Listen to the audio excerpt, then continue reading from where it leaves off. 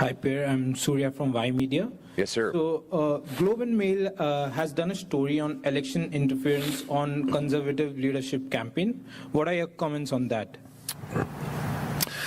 Well, first of all, let's quote from that Globe and Mail article. I'm going to quote here. CSIS also did not have evidence that Mr. Poilievre or members of his inner circle were aware of these alleged actions. Then I'm going to quote the Hogue Commission, and I quote, "The Commission heard testimony about allegations of the government India interference in the Conservative Party leadership race. CSIS witnesses noted that they had no reason to believe the impacted candidates would have been aware of the alleged support." Let's be honest. I won the leadership fair and square. Even my political competitors, like Mr. Patrick Brown, have publicly testified under oath that that was the case. But I'm glad that the Liberals put this attack out today. Really glad. Because there's something that's really been worrying me.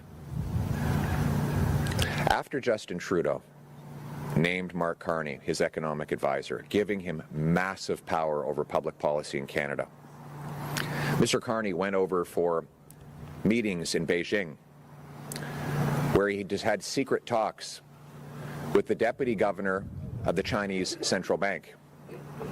2 weeks later, Brookfield got a $250 million loan. What did they talk about?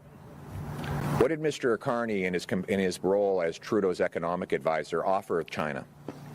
Why would he be having secret meetings with top government-controlled bankers about getting a $250 million loan while he was supposed to be acting in Canada's interest as the Prime Minister's economic advisor? Why would he be collaborating with a hostile foreign regime that we have since learned executed 4 Canadians and took numerous Canadians hostage for a lengthy period of time?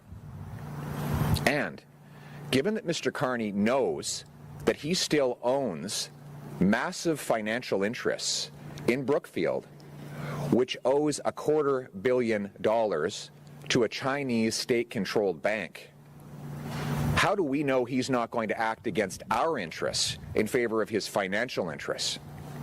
Why didn't he stand in front of this microphone and confess to Canadians that he owes the Chinese government that kind of money? Is this why he's covering up his financial interests? And given that China has murdered our people, taken our people hostage, how is he ever going to stand up to foreign interference when he is so financially compromised? We have never in our history had a weak, out-of-touch leader so terribly compromised and conflicted, whose interests go against our national interests. And I call on Mr. Carney right now to come before a microphone today and explain if this loan is still in place and if he still has those Brookfield assets that he had up until a few weeks ago. Because we cannot trust someone. Could you imagine, while you're supposed to be advising Canada's Prime Minister on the well-being of our economy, going to a foreign regime that had executed Canadian citizens, taken Canadians hostage, that it had already been public that they had interfered in multiple elections? They've done incursions into our northern waters.